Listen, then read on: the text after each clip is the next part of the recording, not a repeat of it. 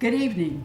My name is Thurman Greco, and the name of this program is Let's Live with Thurman Greco, and it's coming to you live from scenic Woodstock, New York, Channel 23, our educational television channel, and it is also coming to you from YouTube, Let's Live with Thurman Greco.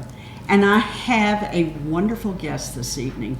I have known you of 20 years? As long as you're here. As long as I'm here.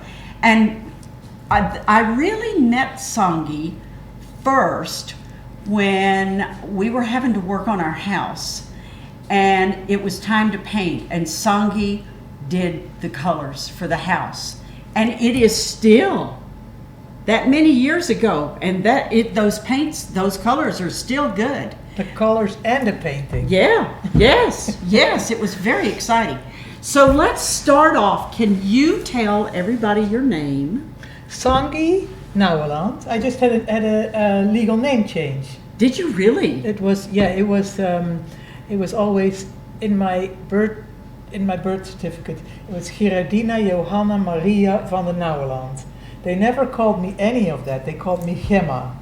And then I got a name from a teacher, which was Sangi Tama, which became Sangi. And then when I had started real estate, I had to use that legal name. So I said, time for a name change. How hard was that to do, to get the time change, the name change? I think it was a little over $200. It was not hard. That part was not hard. A letter to the judge, $200 or something, going to the county clerk's office. And then, but then it's all the stuff that the social security card, all the things that have to change afterwards. It's now almost a year, and recently I did something, I forget what. Amazing. Because I have been Thurman Greco for years, and then I hit New York State. And New York State said, well, we don't care if you're called Thurman Greco, because that's my middle name. You got this first name. And I haven't used that first name all my life. I haven't used that first name. Barry taught me your first name. Yeah, it's terrible. It was my mother's name. Come on, get off it, So now what you have to do is you have to go to the judge. Go to the judge. Cross his palm with silver. Fill out the paperwork, and then I can get rid of the. You can get rid of the. And I wrote him a note. I explained the situation, and he right away was good with it. I'm going to do it. Because my driver's license is goofier than hell, and then my social security card. Now the social security card is the only one that's right. That's Thurman Greco. Oh, yeah, the driver's license was surprisingly easy to change with paperwork. Yeah, I'm going to do it. Yeah. Exciting. Yeah. Oh God, that was great. Well, listen, but we are talking about name changes, but we are here really to talk about something that I really think is important, and that is you and your career. My new career. Yeah. Well, the old career is important too, Sangi, but people go through life and you don't really realize there are people who haven't gotten ready to buy a house until they're 50 or 60 years old, and it's like going into a foreign language and a foreign land, and they have no idea what to do. Or maybe you bought a house or sold a house 20 years ago, and you're back there, and your mind is in these memories that are 20 years ago, and that's not right. Life is different. Yeah. I guess people in Woodstock would know me from my 35 years of house painting. Yes. And then the pandemic came, and it was interesting thinking about all this and coming on the show with you, because I did. First I painted your house and helped you with colors, but then you taught me foot reflexology and Reiki. And it was just such an interest thinking about all of that, and now transitioning into real estate. Two people, in my astrology chart, had kind of read that I was supposed to be a healer, or one person had said it, and then I had another person years later check it, and they were like, yeah, you should be a healer. But I was house painting, a single mother, and I was like, how am I can't take time off to go to school or anything. So that's why I did the foot reflexology and the Reiki. But it is, I also was in a commune when I was 20. And in the commune, there was a lot like, trainings on working with people. So that was always a thread as well. And then there was a spiritual thread that started after my mother died. And so it always felt like, all right, if you're going to be a healer, do it in your daily profession. Like, go to somebody's house, paint it, and help these people through this transition.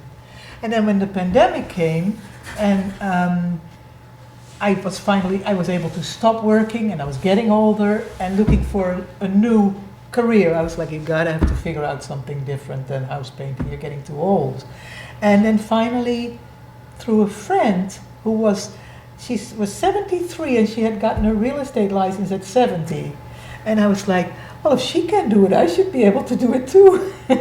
And so I got my license, and it just right away it felt like the perfect fit, because I love the area, I love houses, I love people, I love helping people, and it just felt like, and I actually also love the paperwork, because as a kid I always would play post office, and I also, like when I was in the commune, I was running the administration, and my mother made me get my type diploma. So somehow my whole life is coming together in this new career. Wow. Yeah. You played post office. I love. And you didn't go to apply to the post office for a job. No, I didn't. No, when I was young, I wanted to work either in the, in parks and recreation, or I wanted to work in the building department, which I ended up doing after, when I came here right away, going into construction. And I love, the way houses are built and knowing exactly how it all functions. So how did you choose Coldwell Banker? Well, in the course I was taking, I was taught to interview all the offices around. So I did. Really? So I did, and most people don't do that. Most people go and they just they have a connection, or they look it up online and they go. So I went around Kingston interviewing them all, and they're all if you come as a new agent, they're all very excited to tell you what they're about.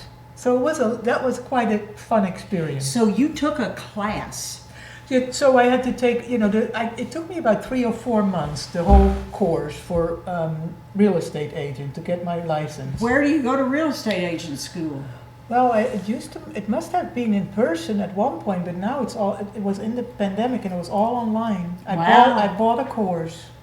No kidding. Yeah, I bought a course, and it was supposed to be 75 hours, but it took me 3 or 4 months. I just sat down every day, and I liked it. And then an exam from the school, and then you go to Albany for an exam. How tough was that? The exam was tough in Albany because they worded it difficult. But I passed, so that was good on the first try. What is the foundation? When you take the class, what does the class focus on?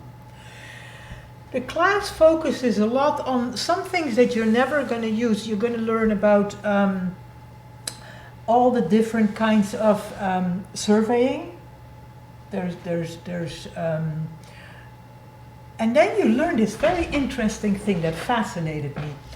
There's a spot, I think it's in New York somewhere, there's a spot I forget what it's called, but that's where all the surveys are taken of that spot. So in Kingston there are spots, and because, for instance, if you have a condo, you have to describe exactly what you own in the middle of the air. So from this one spot, everything is measured. Wow. Everywhere. That, I think, is fascinating.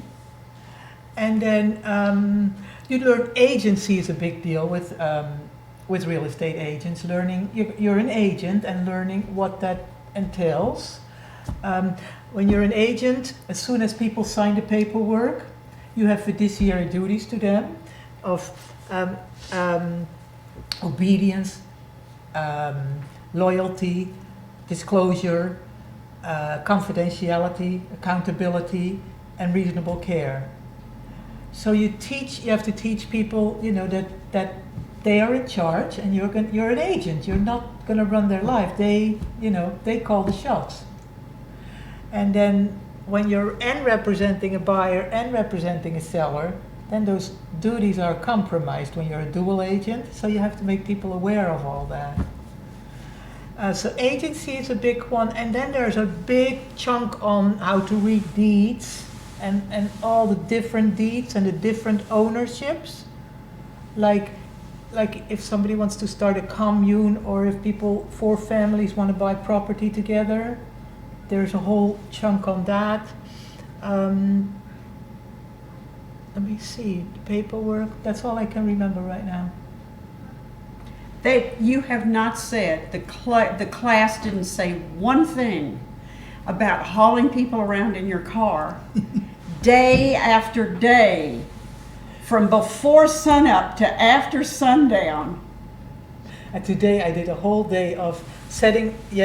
Wednesday people call, they want to see houses on Sunday. So today I did a whole day of scheduling, route, and then tomorrow I go and do the paperwork, and on Sunday hit the road. Yeah, they didn't talk about that. They did. And then, so who taught you to sell the house?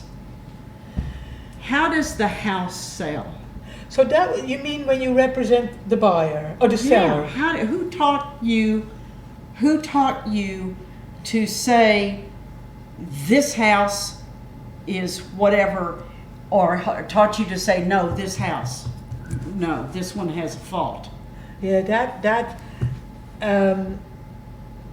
I don't think that was taught in the class. I have so much experience from being in construction and building two houses, but I have a great broker, I have a great manager, we have a great team, my manager is always available, my broker is always available, but there's also, like with Jeanette, we had the inspector.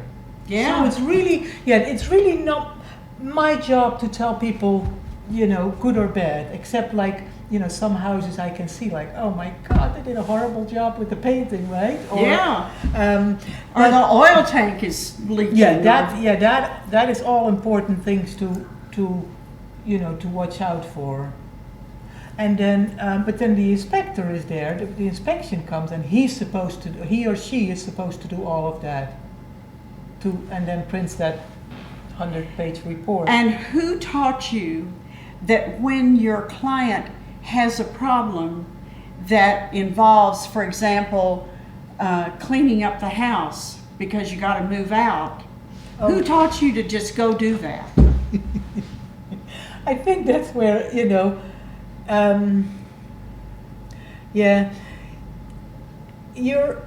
I think it's such a transition, for some people it's just a very big deal. The letting go of the house, and also how it's all going to fall together. They put their house on the market, but they don't have their new place yet. They know what they want, but it's not there yet because there's time. And then to just be with them and, help them along. And sometimes you got to do this, sometimes you got to do that, but to get the job done, right? Well, but real estate is such an individual thing. And there's so much involved. The ethics are so important.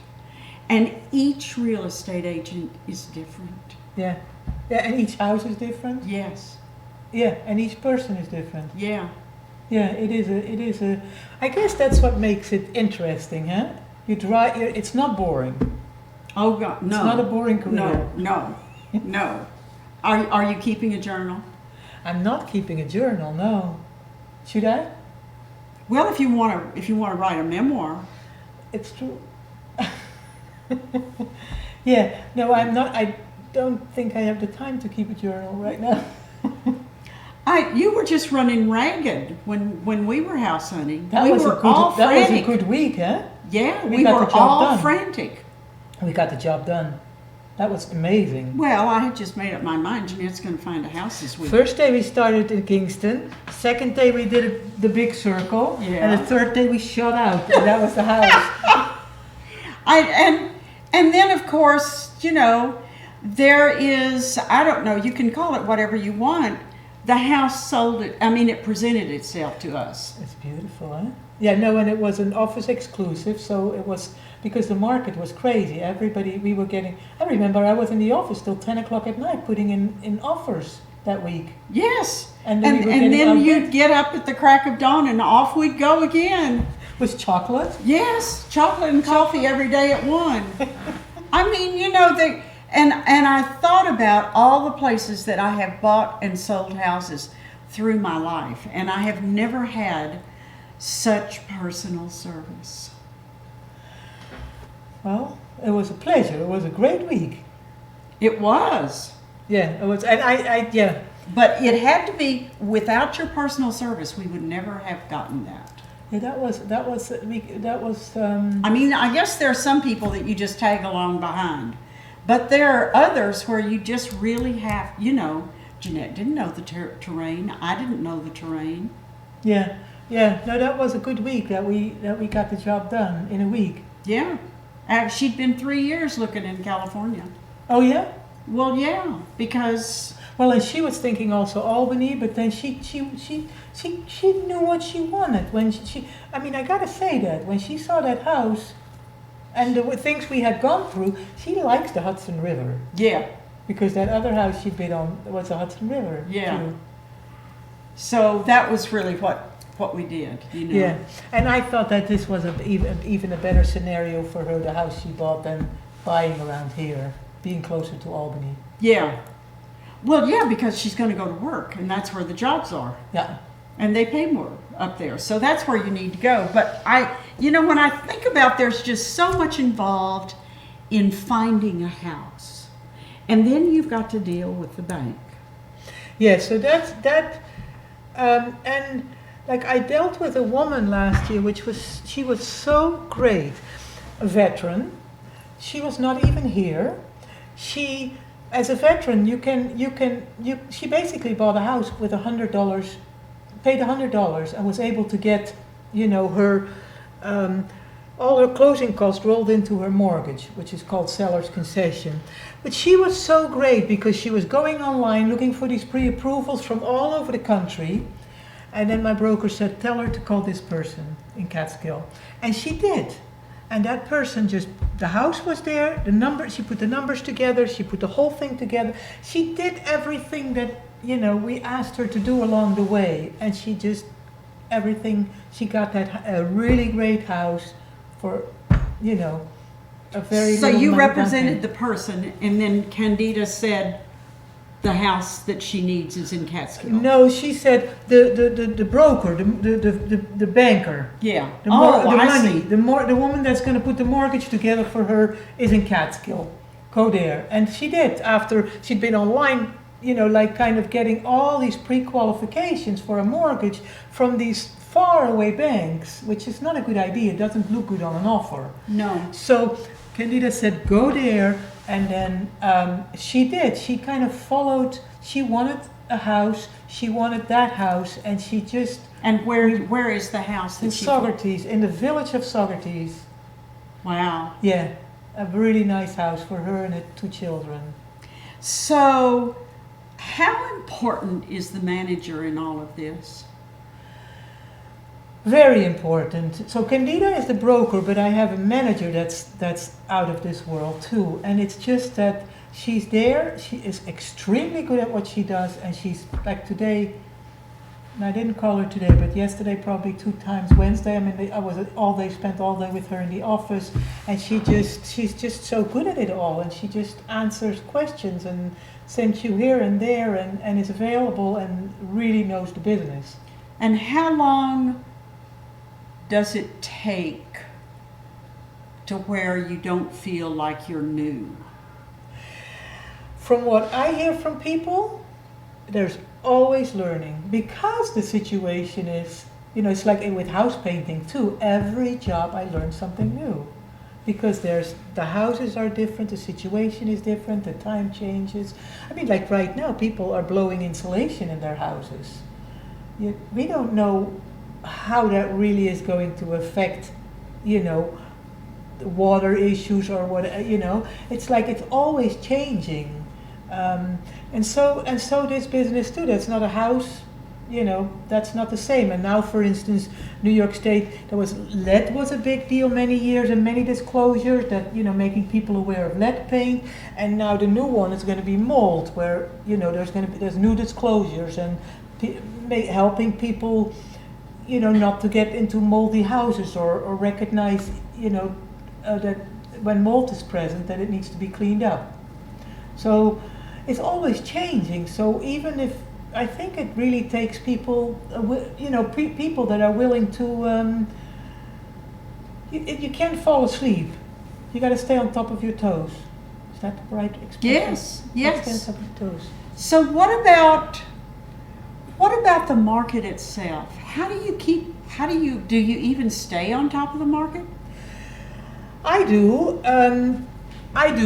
The market, like this was a very slow quarter. It's changing. It's changing because of the interest rates. Yes. But at the same time, we live 2 hours from Manhattan. And, if you lived in Manhattan in an apartment and you had kids, wouldn't you want a yard? Wouldn't you want to get out and be close to Mohonk and the quality of life in the Hudson Valley is fantastic. Yes. The seasons, the weather, the quality is fantastic. You want city, we have that. You want country, you have that. You can have a yard, you can have privacy.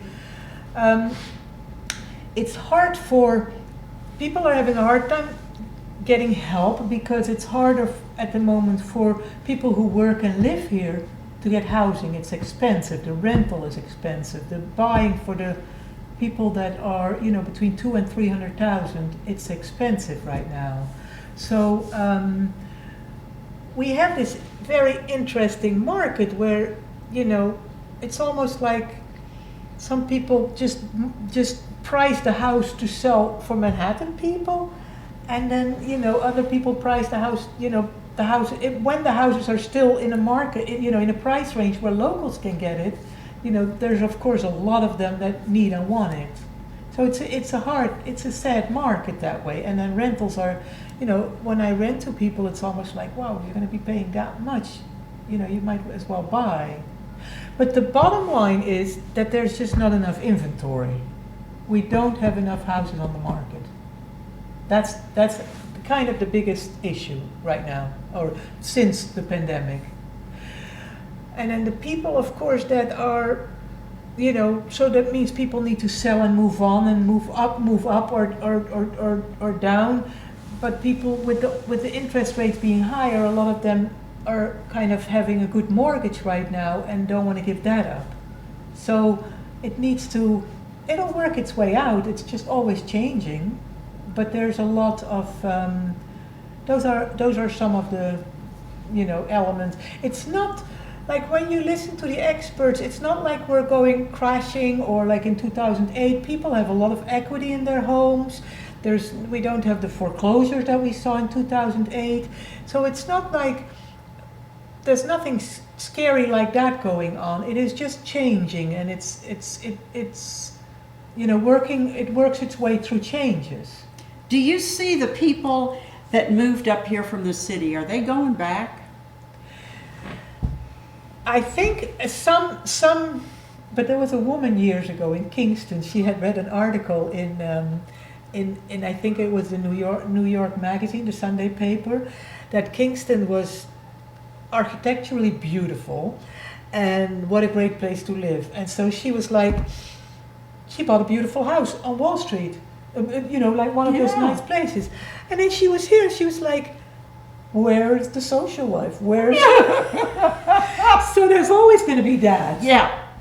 Where people think, oh yeah, I'm going to do this, and then it's like I took a woman out last week, and she was like, lived her whole life in New York, and she's like, some of my friends say, you're not going to like it, and other friends are like, move, you don't know until you do it, right? And I think a lot of people are loving it. I mean, Uptown Kingston is really, Jerry and I went there, on a Wednesday night, we'll walk around, and like Rough Draft is completely happening, and it's like, It wasn't like that. I had an art gallery there like 25 years ago, and there was nothing happening. Right. You know, it was just so it's there's a whole young new community that does not want to be in the city, but we're close enough to the city. You know, so they I think, yeah, if you fit in or if that fits your lifestyle, you can have a dog, you can go, you know, it's like it's a good life for a dog, it's a good life for a family. Well, that's what I'm thinking. I'm thinking that if you have children, you're not going to give up no matter what, because schools are very expensive in the city. And up here, now of course if they close Woodstock Elementary, that's another thing. I don't know what's going to, people adjust, you know. And I'm also thinking that for all of these people who came here that got a dog, now they walk that dog and they like that dog, and they're not going to move that dog back to an apartment. I know, and the city, yeah. Can you imagine? You know? Yeah. So I think they're here. And then there are areas where people from the city have not found it yet. So there's still a lot of exploring to do, you know? It was an interesting thing in the paper that it said that, you know, I think 10 years ago, Antiora High had 200 graduates. Yeah. And now 95. Yeah. But that's all the short-term rentals and the second homes. Yes. It's amazing, huh? Yes. It's a big switch. Yeah. Then there's the day school, you know, the Woodstock Day School. They might pick up students, and yeah. Yeah, no, they'll always keep their elementary schools available. Yeah. Now, I don't know how that's going to work. And of course, that's all gentrification. And of course, you don't hear that word. You don't hear the G word around here at all. And when it's like, you work in several different offices, don't you? Or are you down to a couple of offices? What's the office situation? So we have 8. We have one, I'm going to start with the furthest one, Carmel and Wyndham. Those are far. But then we have the Woodstock office, the Kingston, the New Paltz, the Red Hook, and the Catskill. So those are all kind of available, you know, if we want to work there or meet there or. So you go to all those offices? I go to, if I need to, like sometimes I'll work in Catskill. I haven't done it much lately, but I can go and work in all those offices. I can meet clients there. I can meet my manager there. Yeah, I can do all. And sometimes I come here in Woodstock. Yeah. I have, you know, when I go to the different towns, as I drive through the different towns, I get a feel for which ones of the towns have really absorbed all they can absorb. Like Kingston kind of has a full feel. Definitely at the moment. But I don't think Catskill's full. Yeah, it's a nice town, isn't it? Yeah. Yeah. Yeah. Oh, yeah. Yeah, and I had one woman, which is actually kind of really fun. Like Aaron went to the day school, and his library teacher and his library teacher and the principal at that time had their children there, and now their children are coming to me looking for a house. And she was looking in Kingston, but now she's like, I like Catskill too. Yeah. Oh, yeah. No, and I went to, just before you close a house, you'd have the final walkthrough like we did. Barry and I did that at Jeanette's house. And I went to Catskill and I did a final walkthrough for some people, and they got a great deal on a great house. So yeah. There is, yeah. So, I think Catskill is a great deal. Yeah. Period. I mean, I just really think it is. And it's a lovely little town. Yeah. Yeah. And Jeanette and I have gone there several times, and we have loved every trip, and of course the healthcare there is fabulous. Have you gone to that new chocolate place there? No. There's one on the corner, and it's really fancy and good. Really? Yeah. Jeanette, and you will like it. Hey, if it's got a chocolate place, it's in the in crowd. That's all I have to say. I mean, I think personally, now this is my own personal opinion, but I think that real estate in New York State runs on chocolate. Really, Sangi. We got the job done. Yes. Would we have gotten the job done if we didn't have chocolate? Right. Yeah. You know, I mean, you can say, well, you take a coffee break or you take an iced tea break or whatever. But a chocolate break, that tells it, you That know. was a fancy chocolate place today. I was on Wall Street, and they had all this ceremony chocolate, they called it. It's on Wow. Wall Street, on the corner of Wall and John, and they have, that was nice, that looked something to be explored. You know, that is what the pandemic has brought to us. Good chocolate? Yeah. I mean, really. You know, things are different. And in many cases, they're better. The And- pandemic was a gift to me. Yeah. I said that. Yeah, the pandemic was a great gift to me. I said that. I can remember when it first started, standing out for several days out in front of my house out there on Tannery Brook, and people walking by, and some of them were crying, you know, and just standing there and telling them, no, this has got a good side. Give it a chance. And I think back so often, like the way it slowed down. I made all these baskets. My friend, a dear friend of mine, does art therapy, and she's always into crafting, and you know. And so we would do Zoom things, and she got me into collecting pine needles and making baskets, and I made beautiful baskets. But the whole thing was just so. I loved the rhythm of the day and being able to. I was fine with myself through all the hours of the day, which was really nice Yeah. to experience that. And I think that I think everybody found a place in the pandemic. I really think they did. There were so many shifts and there were so many changes, and I have yet to hear anybody say, well, this was a terrible mess, and I haven't heard that. And so I think if that were a popular refrain, I would have heard it. Yeah, there were enormous stories left and right, but yeah, for me it was a fantastic gift because I could not stop working, and I needed to stop working. I was working way too hard, and I was getting old. And generate the painting work, and manage it, and manage people, and do the work. I was, it was a lot, and so it was a beautiful gift. Yeah.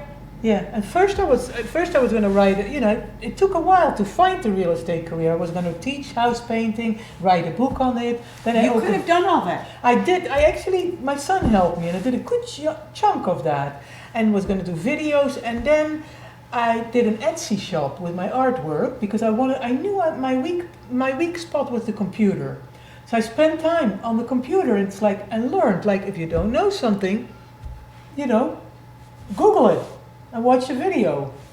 And if you have having time is such a gift, right? We Yeah. had time. We were given time. There Yeah. was time for that stuff. So I had this Etsy shop. I did it all by myself. I set up an Etsy shop and I connected it with a print warehouse. So if somebody ordered something on Etsy, it would go right away there. It would get printed and shipped.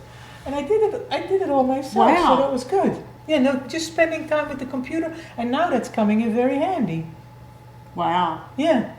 So it's the whole thing was just a beautiful gift. Yeah. I hope that somewhere along the way, somebody will write and report on the gifts of the pandemic, because there were many. And animals. Yeah, oh, every time you see somebody walking a dog, and if you go out to Saugerties Animal Shelter, where'd the dog come from? The dogs came from a terrible situation, and now look at them. They're all out here walking, and they've all got cute sweaters, and they're an important part of their family. Yeah. And Yeah. I think that's important. That's positive. But remember the stories where the animals in the zoos and stuff were all of a sudden mating and happier because of not all the traffic and the.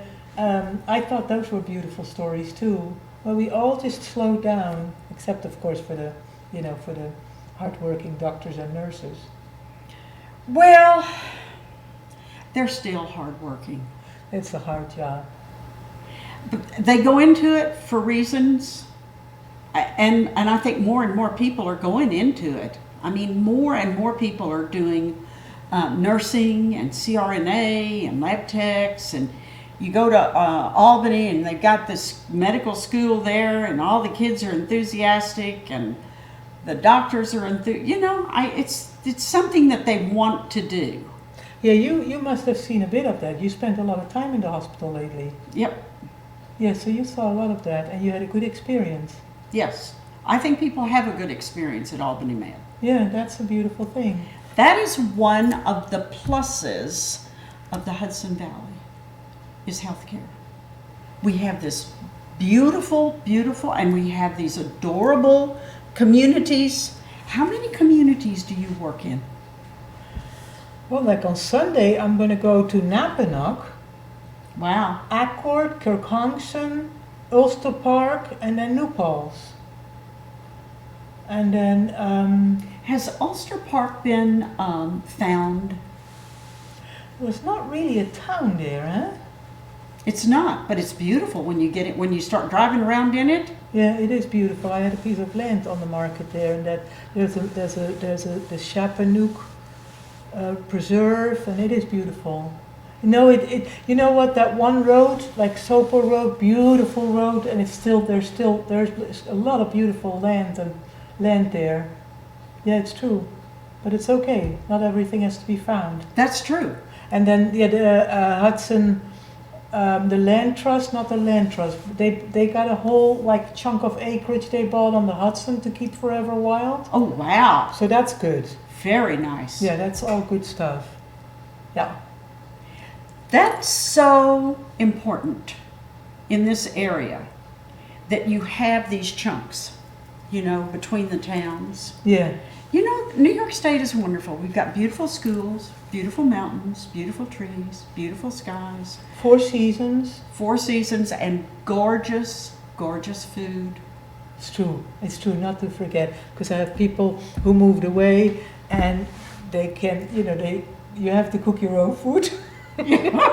You can't go out for great food or health food store or, anything like that. Yeah. Yeah, no,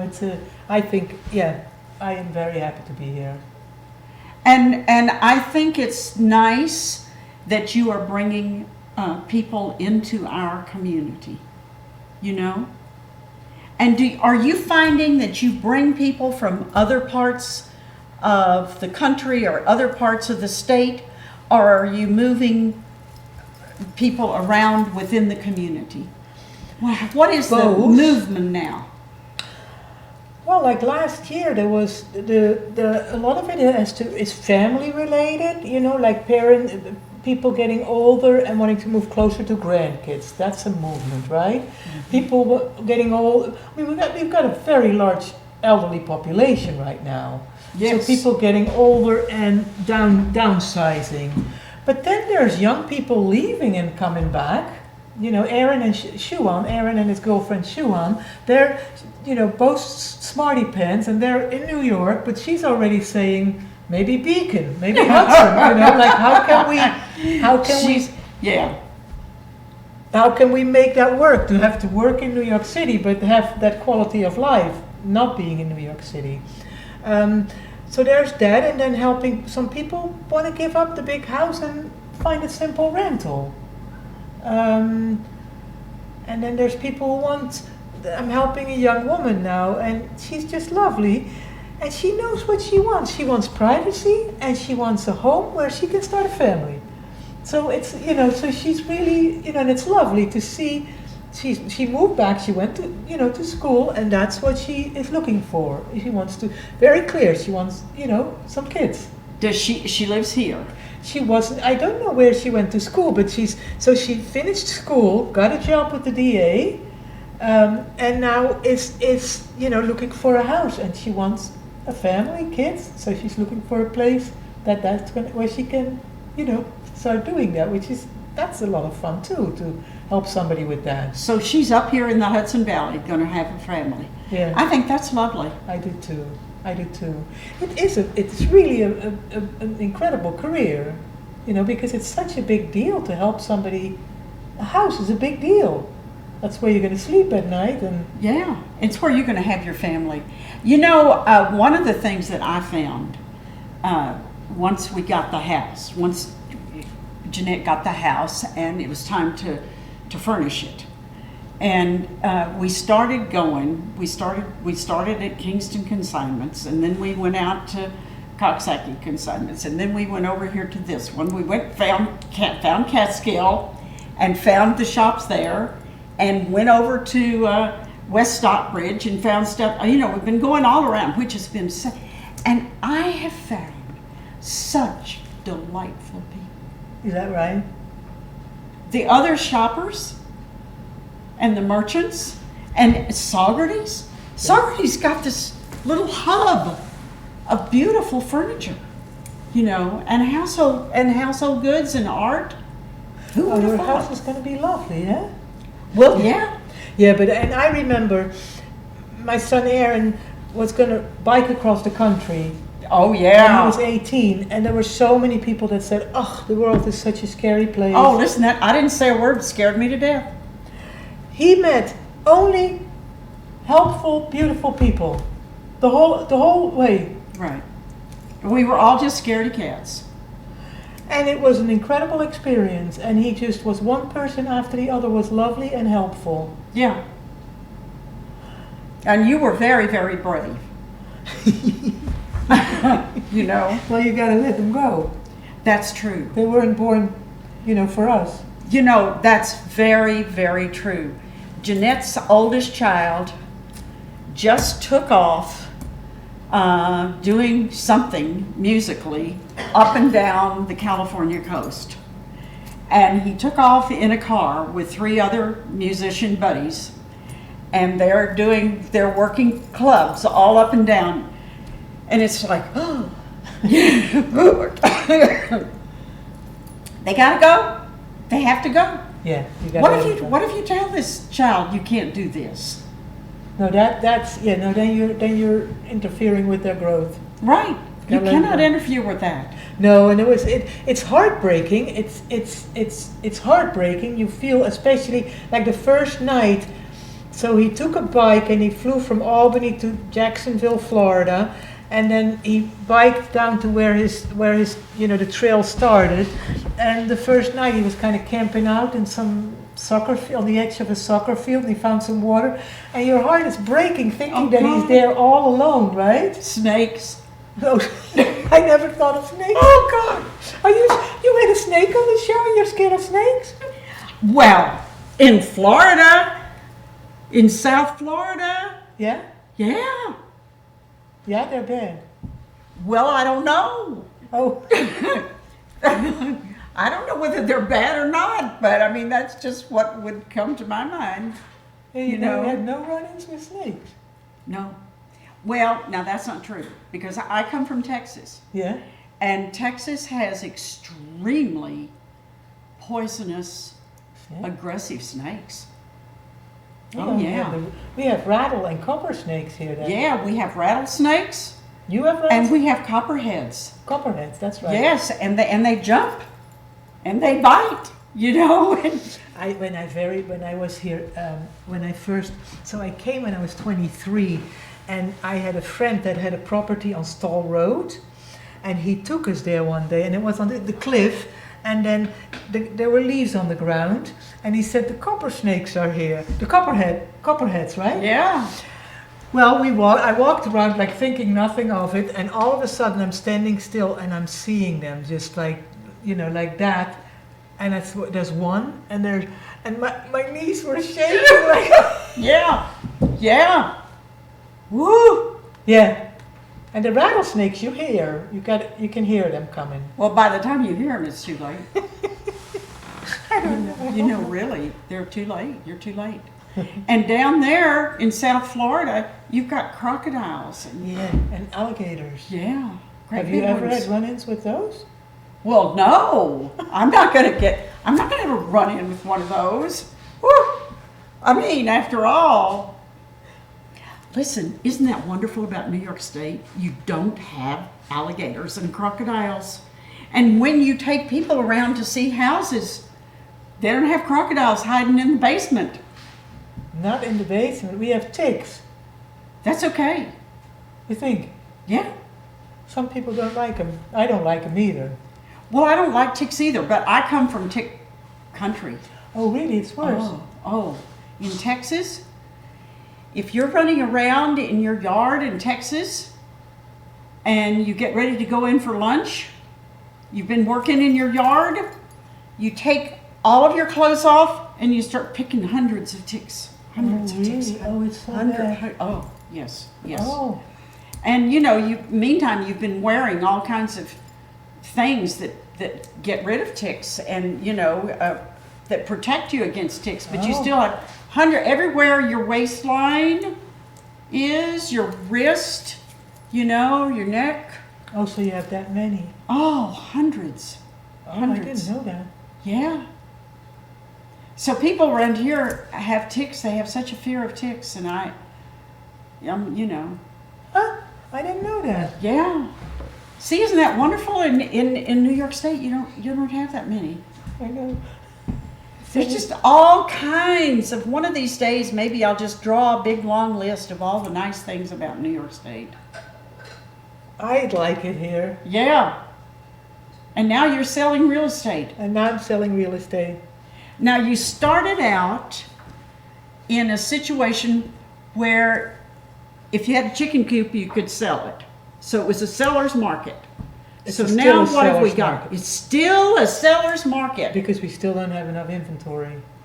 So if anybody has anything to sell, they should contact you. They should definitely contact me. We need more houses on the market. And then, the buyer pool is changing because of the interest rates. Some sellers have to come down, but we need a lot more inventory on the market. Yeah, we want to get signs in the ground, for sale signs in the ground. Yeah.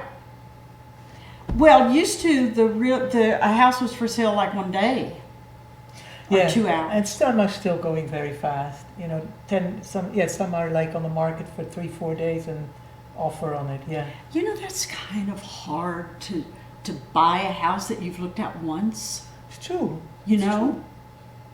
And having to do it quickly and under pressure. So then those sometimes fall through. The buyer does the inspection and says no. The buyer does or can't get the finances together or backs out because, you have in New York State, I don't know if it's in New York State or the whole country, since the 2008 financial market, it's any legal paperwork you sign now has 3 business day lawyer reviews. So you can sign paperwork and you have 3 days. Oh, that's wonderful. To take it to a lawyer or to just say, I signed it, I know, but I don't want to do it. So if somebody gets drunk and buys a house on Saturday afternoon, by Monday they can... When they sobered up? Yeah. They can say... No, not quite.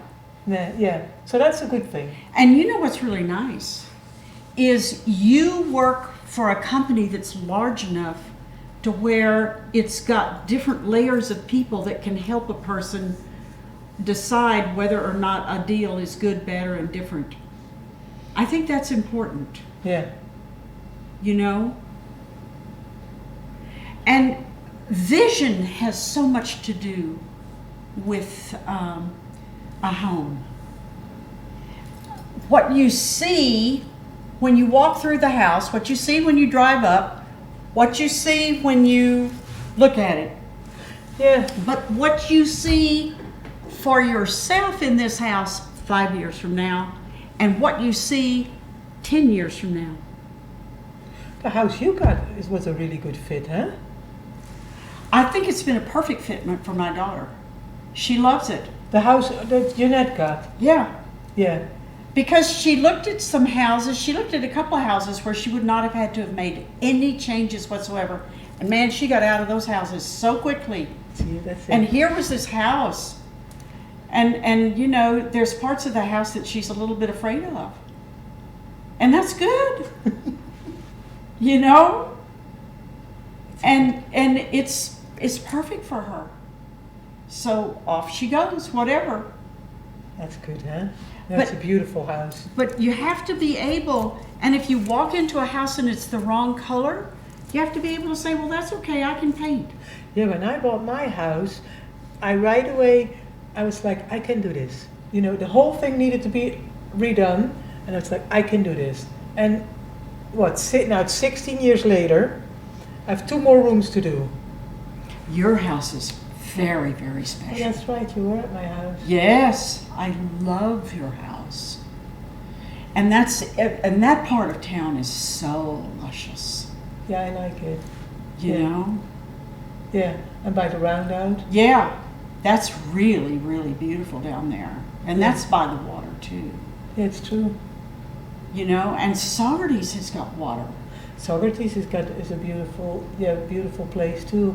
Oh, Socrates always reminded me, when you go 9W into Socrates, and it goes up and down. Like Holland, where I was born, it's all flat. And then when I was 8, we went on vacation, and we went to Luxembourg, Belgium, Luxembourg, and it was, you know, the Alps. And my father just loved it. And, Yeah. and every time when I drive into Socrates from 9W, and you see the water and the bridge, I think of my father, because it's beautiful.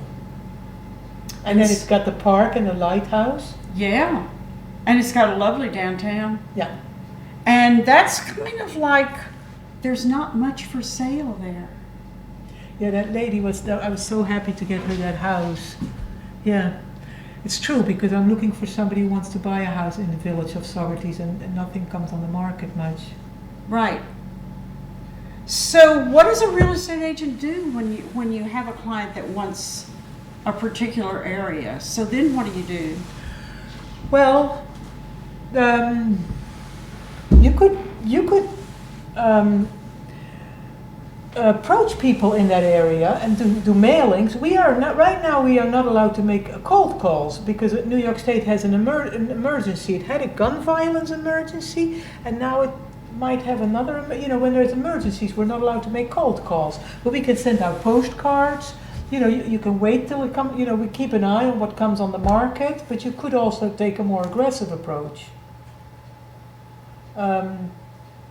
Yeah, so you have to make sure you do what you're allowed to do, and so she for now is waiting. You know, as the spring comes, we're hoping, you know, people will put their When houses. does the season start now? Calls are now, it's starting to loosen up now. It's almost like April 1, that's it. I think so. When people see things coming out of the ground, and Yeah. and the houses are going to look so lovely. And May is beautiful. Yeah. May is one of our most beautiful months. Well, you know, I remember that people put their houses on the market in April or May, and then they took them off the market in October. And this year they didn't. This year they went right through, which was a little bit different for me. Yeah. So it was. Just because we don't have enough inventory, you know, we need those houses on the market. So right now, if somebody's looking for a house, they should contact you. And if somebody has a house, they should contact you. And I think the message is dream, you know, dream. If you dream and you know, allow yourself to dream and where you want to be next, and do it. That's true. You do have to dream.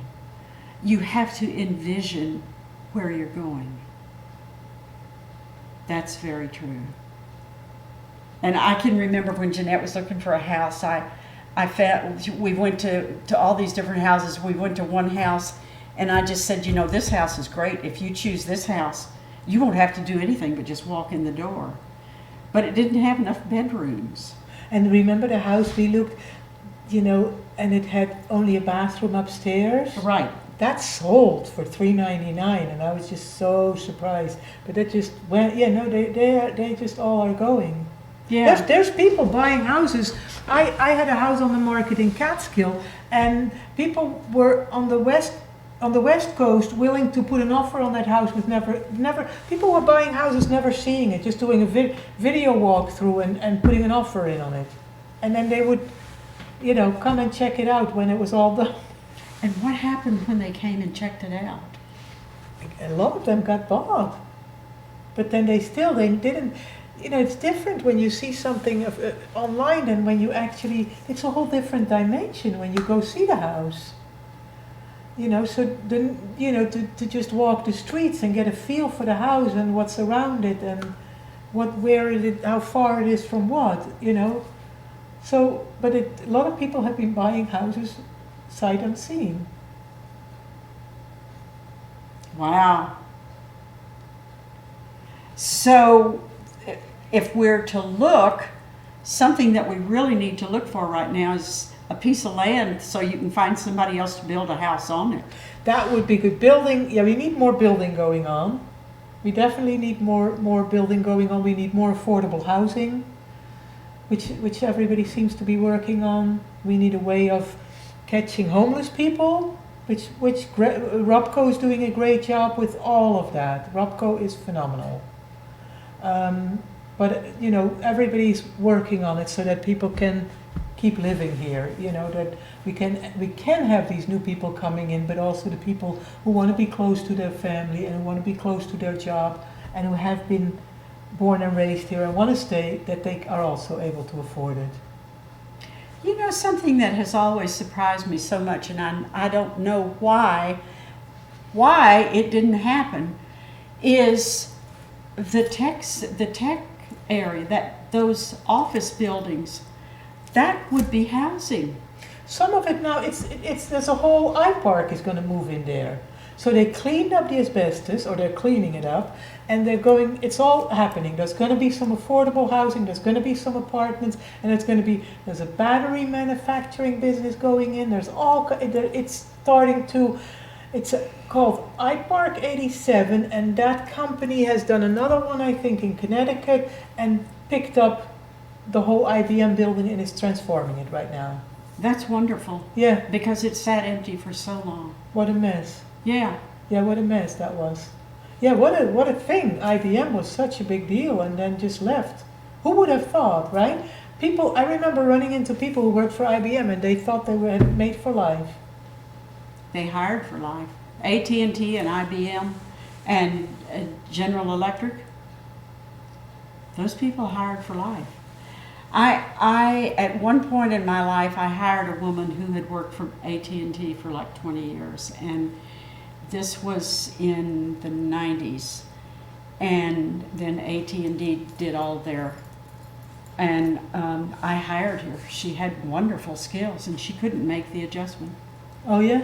And I hired a man also, just could not, because they had started off at age, from the minute they got out of college, and they had done things a certain way all of their lives. Yeah, that's right, in a certain environment. Yeah. Yeah, it's a whole different thing working, for a small, tiny setup. Yeah. Yeah, it's a big deal. And the way you dress, the way you sit at your desk, the way you answer it was just, and it was just culture shock all the way. Yeah. And of course, when people get out of the military, it's the same thing. It's true. That's a huge shock. I used to go and give workshops where I would talk to people that were getting ready to retire or separate from the military, and I would talk to them how to interview and how to get a job. And the first job was usually a disaster. And it would take 2 or 3 jobs, and then by the 3rd job they would say, okay, this is how it works. Yeah. Yeah. So veterans loans, great the veteran loans, there's a great loan available for that, which I think a lot of vets don't know, that they can... They don't know their benefits. That's a shame. Yeah. Yeah. Well, that's where the real estate agent comes in. It's true. Because when you get somebody that doesn't have the financial package together, then that's the first thing you have to do. Yeah. Is figure out how much loan they can get. Get good brokers, get good lawyers to help on. Oh, we're down to 2 minutes. Okay, listen now. Tell everybody how they can get in touch with you. So I'm going to do my email address. I think Okay. that's the easiest because it's Sangi, S-A-N-G-I, Sangi Real Estate at gmail.com. That's pretty good. That's not so hard, right? And if they want to pick up the phone, Hey, what am I going to do? His phone number? well, what town is it? What office? Kingston office, Coldwell Banker Village Green Realty, phone number Well, yeah. say it. 845-399-9768. That's 845-399-9768. And if they want to call you at a real estate agency, you are in the Hudson Valley. I'm in Kingston on 268 Fair Street. But you also, because we talked about different communities as well. Yeah, service. So it Hudson really Valley. is the Hudson Valley. Yes. The whole Yes, Hudson Valley. yes. Well, this has been the most fascinating hour. And we didn't even touch. I want you to come back and I want to talk about how to figure out if your real estate agent is good for you. All right, I like that. Yeah, because a lot of people get the wrong real estate agent. It's true. Yeah. And in the meantime, we are completely out of time. And I want to thank you, Ellen, so much. Thank you, This Ellen. was great. Good night. Good night. Good night.